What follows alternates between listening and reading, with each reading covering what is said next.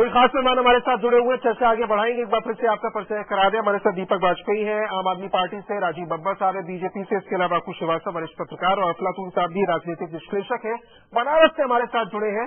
चर्चा आगे बढ़ाएं उससे पहले एक रिपोर्ट आप देखिए। काशी किसकी होगी, काशी का किंग कौन होगा, ये फैसला जनता करेगी, लेकिन काशी का समीकरण क्या है, काशी की राजनीति क्या कहती है, काशी का मिजाज क्या कहता है, ये समझना भी जरूरी है।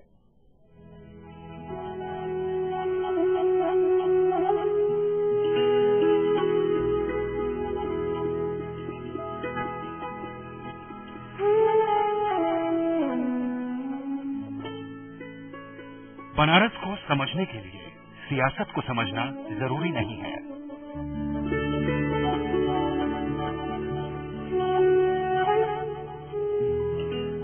मगर यहाँ की सियासत को समझने के लिए बनारस को समझना जरूरी है।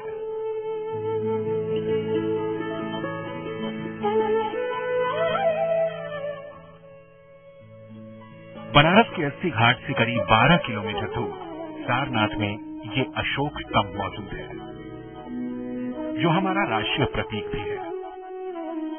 कहने को इस स्तंभ में 4 शेर हैं, लेकिन एक वक्त में 3 शेर ही दिखते हैं और एक छिपा रहता है।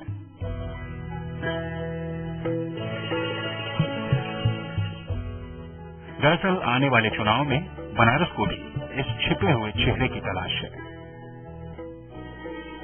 वो कोई भी हो सकता है, नरेंद्र मोदी, अरविंद केजरीवाल या कोई और।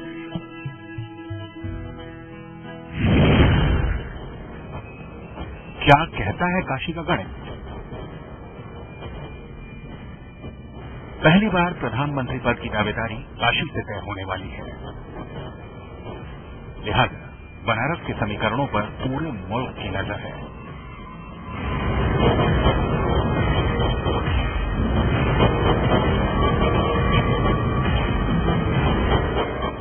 सबसे पहले देखते हैं कि बनारस का मौजूदा गणित क्या है। वाराणसी लोकसभा क्षेत्र में कुल 5 विधानसभा सीटें हैं, जिसमें इस वक्त 3 बीजेपी के खाते में है, एक समाजवादी पार्टी के पास और एक अपना दल के पास। खैर, ये बात 2 साल पुरानी है और इस दौरान बनारस का मिजाज और समीकरण दोनों बदल चुके हैं।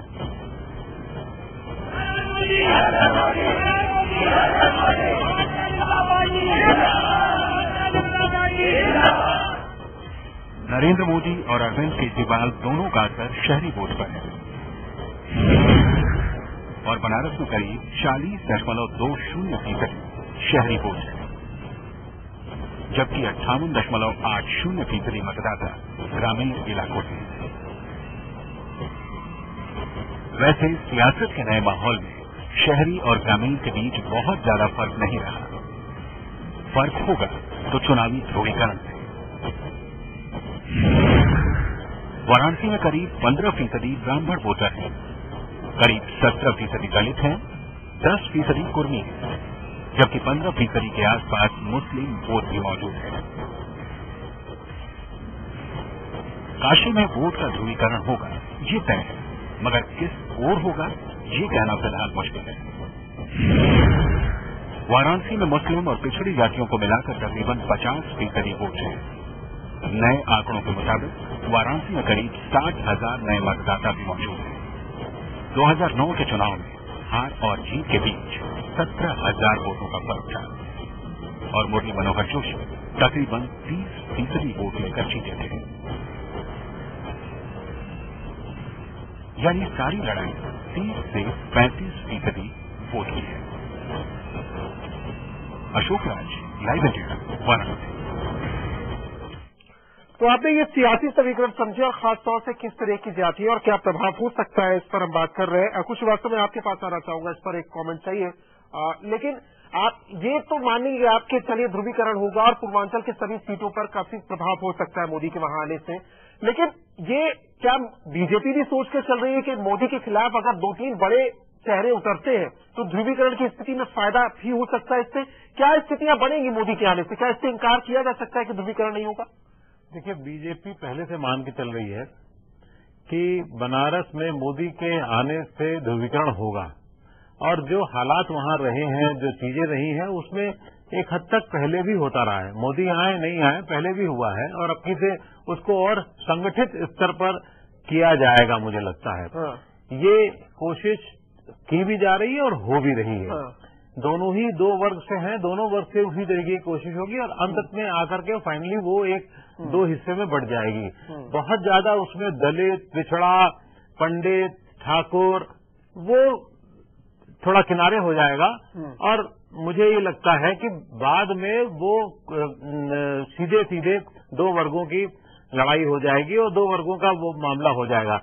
हाँ, ये जरूर हो सकता है कि कुछ अतिरिक्त घाटे वाले जो लोग होते हैं, किनारे वाले लोग, वो कितना वोट ले जाते हैं, कितना लोग उनको समझते हैं और कितना उनकी बात पे यकीन करते हैं। पुराना इतिहास उसका ये है कि बहुत ज्यादा ऐसा नहीं हुआ है, लेकिन ये जरूर है कि इस बार कई चीजें ऐसी हैं जिसमें क्योंकि समाजवादी पार्टी भी जो उत्तर प्रदेश की सरकार है, जिसके नेता मुखिया मुलायम सिंह हैं, वो खुद आजमगढ़ से उनके लड़ने की बातचीत कर रही है। बिल्कुल। तो वो एक प्रभाव बहुत बड़ा होगा। प्रदेश सरकार किसी भी तरीके से मोदी को वहां आने नहीं देगी, क्योंकि उसको ये पता है समाजवादियों को कि अगर एक बार भाजपा नंबर 1 पर किसी तरीके से जो फिलहाल लोग बता रहे हैं, दिखा रहे हैं या एक हवा बनाई जा रही है, तो उसमें सबसे बड़ा नुकसान अगर होगा तो समाजवादी पार्टी का होगा। इसलिए मुलायम सिंह यादव किसी भी हद में ये नहीं चाहेंगे कि वो मोदी वहां पर बहुत मजबूती से रहे या आ जाए वो। इसलिए उनका मजबूती में रहे क्या, उसके अलावा एक ऑपोजिट फेस जो हो सकता है या उनके सामने जो फेस हो सकता है वो बनने की भी कोशिश है यहाँ पर समाजवादी पार्टी की। ये पूरी कोशिश कर रहे हैं, पूरी कोशिश है उनकी और एक आदमी भी लगभग तय कर लिया गया है, बदमाश भी रहा है, उसका इतिहास भूगोल भी बहुत वैसा नहीं है, लेकिन वो क्योंकि उसको उनके खिलाफ लाना है और प्लस वो मुलायम सिंह के लाने से ये जरूर होगा कि एक और वर्ग उसमें जुड़ने की कोशिश की जाएगी। वो कोशिश कामयाब कितनी होती है मुलायम सिंह की, देखना सबसे रोचक है। ये भी कि बनारस की बात सिर्फ बनारस की नहीं है, इससे संदेश पूरी यूपी में और देश भर में जा ही रहा है, तो वो तो करना ही करना है। इसीलिए तो जी मैं आपको शामिल कर लूं, उसके बाद में पॉलिटिकल रिएक्शन लूंगा इस पर। आप भले ही बोल रहे थे कि आम आदमी पार्टी या मोदी की लहर नहीं है, जो आपका आकलन है, लेकिन आप इससे तो इनकार नहीं कर सकते कि मोदी के आने से बाद ध्रुवीकरण की स्थिति बनती है। ये तो बनेगी, इसमें कोई दो राय नहीं है। तो इसका आकलन करिए कि किसका नफा और किसका नुकसान। देखिए, नंबर 1 बात कि ध्रुवीकरण का प्रयास निश्चित तौर पे होगा। सांप्रदायिकता के आधार पे जिनको राजनीति करना है वो ध्रुवीकरण का निश्चित तौर पे प्रयास करेंगे। और अभी जो पूर्व वक्ता कह रहे थे, कर्फ्यू में भी वोट पड़ा है। गिरीश चंद्र दीक्षित जब लड़े थे तो बनारस में कर्फ्यू लगा हुआ था और पोलिंग हुई थी। तो हम तो ईश्वर से यही प्रार्थना करेंगे कि वो परिस्थिति न आए। जहाँ तक पूर्वांचल में प्रभाव की बात है, तो मैं आपको ये दर्ज कराना चाहूंगा, ज्यादा चर्चा नहीं होती है आपके तरह के राष्ट्रीय स्तर के चैनल में, कि सूर्य प्रताप शाही भारतीय जनता पार्टी के राज्य अध्यक्ष रहे हैं। हृदय नारायण दीक्षित भारतीय जनता पार्टी के संगठन मंत्री रहे हैं। ठीक है। और ये दोनों लोग दुखी हैं। हृदय नारायण दीक्षित तो शायद पार्टी छोड़ भी दें। तो मनोज सिन्हा चाहते थे, जो कि भूमिहार, आप लोग चूंकि जातियों का नाम ले रहे हैं इसीलिए मैं भी ले रहा हूँ, जो भूमिहार जाति के हैं और बलिया नए परिसीमन में बलिया से चाहते थे। लेकिन ऐसा कहा जाता है कि राजनाथ जी चंद्रशेखर जी के लड़के के प्रति आंतरिक सहानुभूति के कारण उन्होंने मनोज जी को वहां से लड़ने नहीं दिया। इन सारी चीजों की प्रतिक्रिया होगी। और बनारस में आप लोगों ने एक आंकड़ा नहीं दिखाया कि बनारस में भी भूमिहार मतदाताओं की संख्या बहुत अच्छी है। नहीं है, तीसरे नंबर पर अपने समीकरण बैठा रही है। अफलातून जी उसमें भी अलग समीकरण बैठे, उसमें कोई दो राय नहीं है। सपा बसपा उसके लिए लगी है, उसमें कोई हाँ, और निर्दलीय भी हो सकते हैं।